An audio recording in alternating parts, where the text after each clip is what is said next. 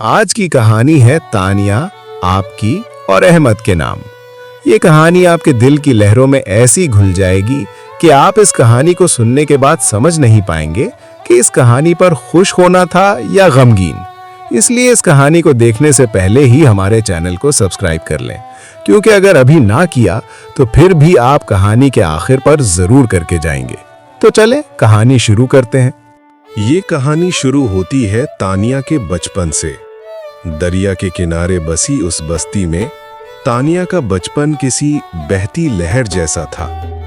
जब वो 5 साल की थी, उसके बाप का उसकी माँ को बेटी का ताना देकर छोड़कर चला गया। माँ माला ने दरिया के किनारे कपड़े धो धोकर उसे पाला। तानिया को याद था वो अपनी माँ के साथ दरिया पर बैठती और रोती हुई माँ से कहती, माँ तू रोती क्यों है? मैं इतनी पढ़ाई करूंगी कि हमें फिर कभी दरिया के ठंडे पानी में हाथ नहीं डालने पड़ेंगे। माला सिर्फ मुस्कुराती और उसके नन्हे हाथों को चूम लेती। तानिया ने बचपन से ही मेहनत और सब्र का दामन थामा था। वक्त का दरिया बहता रहा।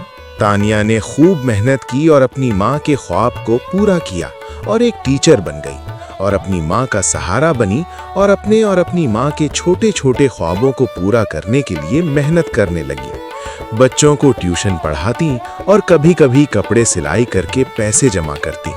वो बहुत बाहिम्मत गई, डरी नहीं, हालात का डट कर मुकाबला करती और फिर जो कुछ पैसे बच जाते तो अपनी अम्मी की पसंद की मटन कढ़ाई और अपने लिए सैंडविच या फिर बर्गर बना लेती।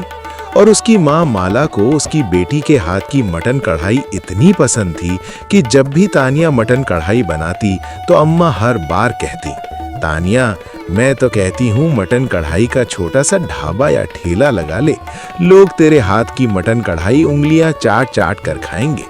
आज जब तानिया मटन कढ़ाई बना कर लाई तो अम्मा के बोलने से पहले ही तानिया ने बोला, हाँ हाँ अम्मा, आज न बोलना कि मैं मटन कढ़ाई का ठेला लगाऊं, क्योंकि मैं ये मटन कढ़ाई बस तुझे खिलाना चाहती हूँ। मैं किसी और को वो कहाँ बनाकर नहीं दे पाऊंगी जो तेरे लिए बनाती हूँ, इसलिए मुझे ना कहा कर। मैं अपने इस टीचिंग के शोबे में ही खुश हूँ, वरना हर वक्त मेरे पास से बकरे और प्याज को खुशबू आएगी। और दोनों बहुत हंसती। खैर, अब तानिया एक बाहिम्मत और खूबसूरत दुशीज़ा बन गई। एक दिन वही मंजर पेश आया जो हम तस्वीर में देख रहे हैं। तानिया कपड़े धो रही थी कि राजकुमार अहमद वहां से गुजरा। उनकी पहली मुलाकात दरिया की रवानी में हुई।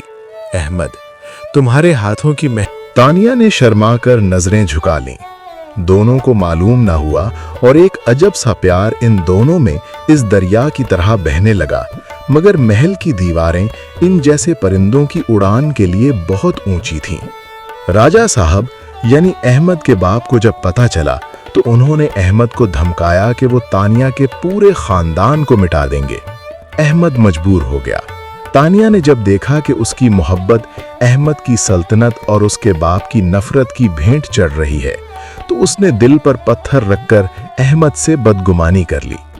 तानिया ने कहा, अहमद, मुझे तुमसे मोहब्बत नहीं थी, मुझे सिर्फ तुम्हारी दौलत चाहिए थी, अब जाओ यहां से। अहमद टूट गया और महल वापस चला गया।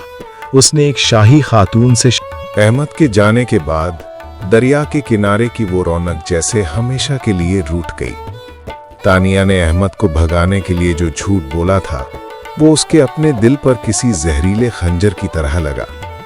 महल वापस जाकर अहमद ने बाप के कहने पर शादी तो कर ली, मगर वो एक जिंदा लाश बन गया। वो अपने कमरे की खिड़की से घंटों दरिया की तरफ देखता रहता। उसने शाही ठाट बाट छोड़ दिए। कहते हैं कि अहमद ने 40 साल तक कभी खुलकर कहा नहीं लगाया। जब भी उसके बच्चे उससे कहानी सुनने की जिद करते, वो हमेशा एक ऐसी लड़की की कहानी सुनाता जो दरिया के किनारे कपड़े धोती थी और जिसका दिल चांदी की तरह साफ था। उसने अपनी बीवी के साथ रिश्ता तो निभाया, मगर उसका रूहानी रिश्ता उसी पुरानी दोस्ती से जुड़ा रहा।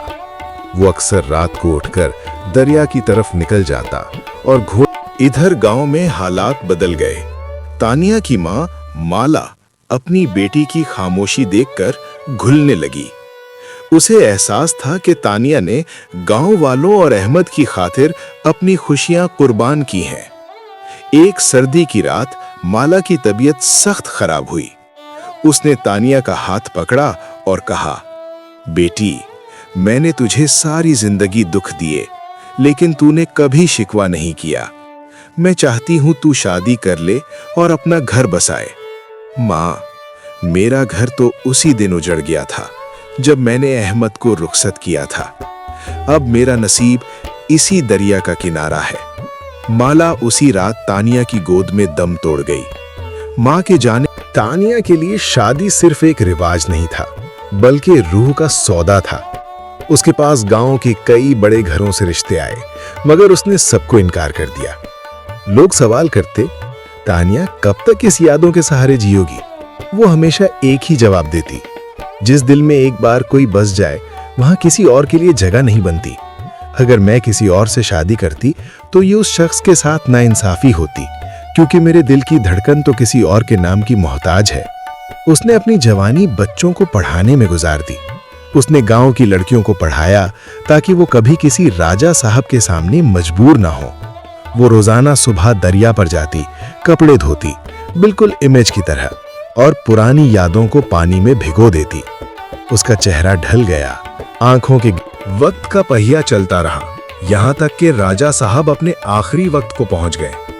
उन्होंने देखा कि उनका बेटा अहमद 40 साल से एक मुर्दा सुकून में जी रहा है। मौत के बिस्तर पर उनका ज़मीर जाग उठा।